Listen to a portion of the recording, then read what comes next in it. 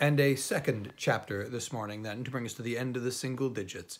This is the 9th chapter of this fourth and last volume of Travels into Several Remote Nations of the World by Lemuel Gulliver, a chapter in which a grand debate at the General Assembly of the Winnims, and how it was determined, the learning of the Winnims, their buildings, their manner of burials, the defectiveness of their language. One of these grand assemblies was held in my time, about 3 months before my departure, whither my master went as the representative of our district. In this council was resumed their old debate, and indeed the only debate that ever happened in their country, whereof my master, after his return, gave me a very particular account. The question debated was whether the Yahoos should be exterminated from the face of the earth. One of the members for the affirmative offered several arguments of great strength and weight, alleging that as the Yahoos were the most filthy, noisome, and deformed animals which nature ever produced, so they were the most restive and indocilable, mischievous, and malicious. They would privately suck the teats of the Winnims' cows, kill and devour their cats, trample down their oats and grass, if they were not continually watched, and commit 1,000 other extravagancies. He took notice of a general tradition that Yahoos had not always been in their country, but that many ages ago 2 of these brutes appeared together upon a mountain, whether produced by the heat of the sun upon corrupted mud and slime, or from the ooze and froth of the sea, was never known, that these Yahoos engendered, and their brood in a short time grew so numerous as to overrun and infest the whole nation, that the Winnims, to get rid of this evil, made a general hunting, and at last enclosed the whole herd, and destroying the elder, every Winnim kept 2 young ones in a kennel, and brought them to such a degree of tameness as an animal, so savage by nature, can be capable of acquiring, using them for draught and carriage, that there seemed to be much truth in this tradition, and that those creatures could not be Yinyamshi, or aboriginal to the land, because of the violent hatred the Winnims, as well as all other animals, bore them, which, although their evil disposition sufficiently deserved, could never have arrived at so high a degree if they had been aboriginal, or else they would have long since been rooted out. That the inhabitants, taking a fancy to use the service of the Yahoos, had very imprudently neglected to cultivate the breed of donkeys, which are a comely animal, easily kept, more tame and orderly, without any offensive smell, strong enough for labor, although they yield to the other in agility of body, and if their braying be no agreeable sound, it is at least still far preferable to the horrible howlings of the Yahoos. Several others declared their sentiments to the same purpose, when my master proposed an expedient to the assembly, whereof he had indeed borrowed the hint from me. He approved of the tradition mentioned by the honorable member who spoke before, and affirmed that the 2 Yahoos said to have been seen first among them had been driven thither over the sea, that coming to land and being forsaken by their companions, they retired to the mountains, and degenerating by degrees, became, in process of time, much more savage than those of their own species in the country whence these 2 originals came. The reason of this assertion was that he had now in his possession a certain wonderful Yahoo, meaning myself, which most of them had heard of, and many of them had seen. He then related to them how he had first found me, that my body was all covered with an artificial composure of the skins and hairs of other animals, that I spoke in a language of my own, and had thoroughly learned theirs, that I had related to him the accidents which brought me thither, that when he saw me without my covering, I was an exact Yahoo in every part, only less hairy and with shorter claws.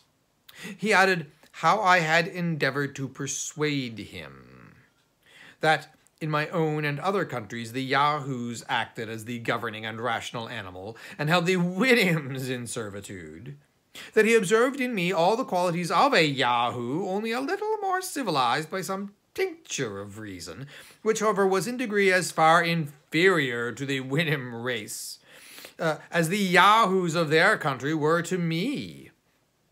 That, among other things, I mentioned a custom we had of castrating Winnims when they were young, in order to render them tame. That the operation, I said, was easy and safe.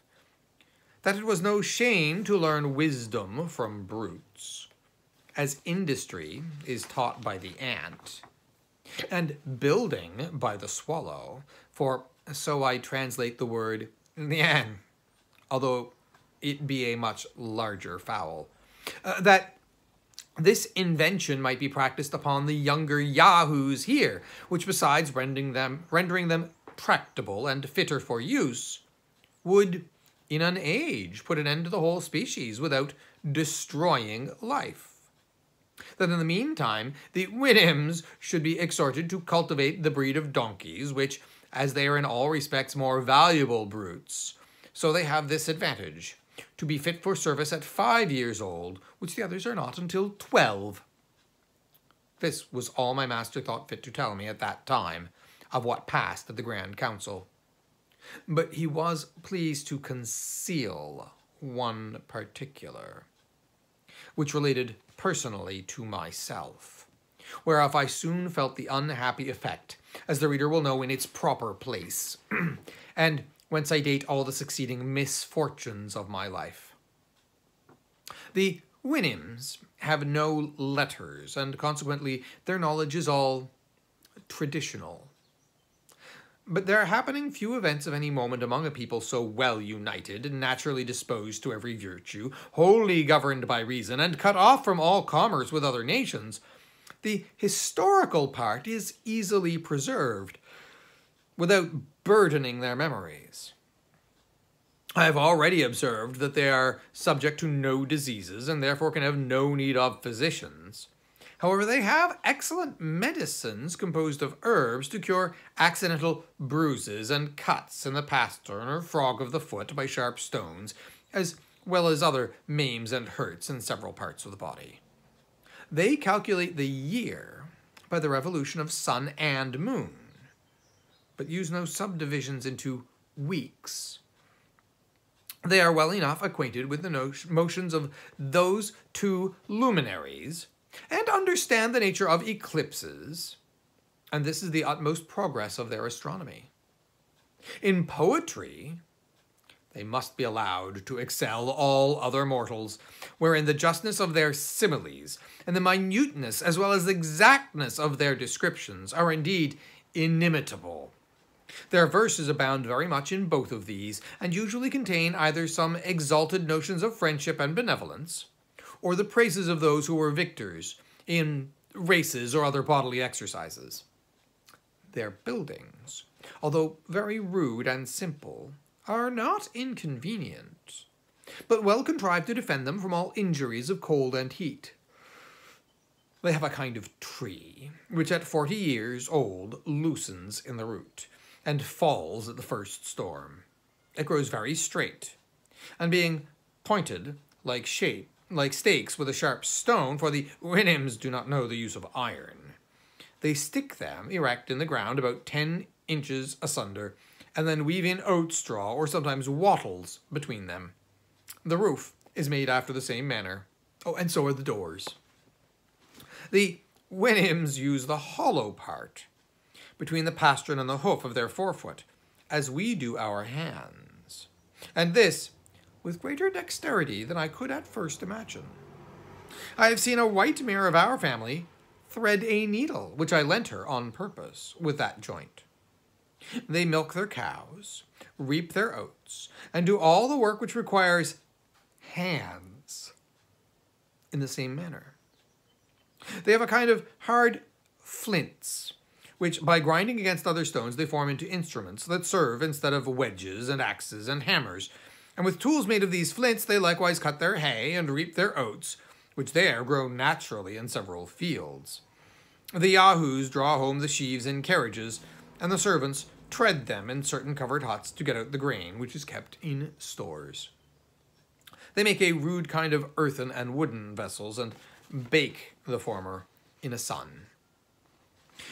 If they can avoid casualties, they die only of old age, and are buried in the obscurest places that can be found, their friends and relations expressing neither joy nor grief at their departure. Nor does the dying person discover the least regret that he is leaving the world any more than if they were upon returning home from a visit to one of their neighbors. I remember my master having once made an appointment with a friend and his family to come to his house upon some affair of importance. On the day fixed, the mistress and her 2 children came very late. She made 2 excuses. First, for her husband, who, as she said, happened that very morning to the word is strongly expressive in their language, but not easily rendered into English. It signifies to retire to his first mother. Her excuse for not coming sooner was that her husband, dying so late in the morning, she was a good while in consulting her servants about a convenient place where his body should be laid, and I observed she behaved herself at our house as cheerfully as the rest. She died about 3 months after. They live generally to 70 or 75 years, very seldom to 80. Some weeks before their death, they feel a gradual decay, but without pain. During this time, they are much visited by their friends, because they cannot go abroad with their usual ease and satisfaction. However, about 10 days before their death, which they seldom fail in computing, they return the visits that have been made them by those who are nearest in the neighborhood, being carried in a convenient sledge drawn by Yahoos, which vehicle they use not only upon this occasion, but when they grow old upon long journeys, or when they are lamed by any accident. And therefore, when the dying Winnims return those visits, they take a solemn leave of their friends, as if they were going to some remote part of the country, where they designed to pass the rest of their lives. I know not whether it might be worth observing that the Winnims have no word in their language to express anything that is evil, except what they borrow from the deformities or ill qualities of the Yahoos. Thus they denote the folly of a servant, or an omission of a child, or a stone that cuts their feet, a continuance of foul or unreasonable weather, and the like, by adding to each the epithet of Yahoo. For instance, Yahoo, or well Yahoo, or Yahoo. Oh, and an ill-contrived house. Yahoo. I could, with great pleasure, enlarge further upon the manners and virtues of these excellent people, but intending in a short time to publish a volume by itself, expressly upon that subject, well, I refer the reader thither, and in the meantime, proceed to relate my own sad catastrophe. And that will bring us then, next time, to the 10th chapter of this final volume. Thank you for joining me.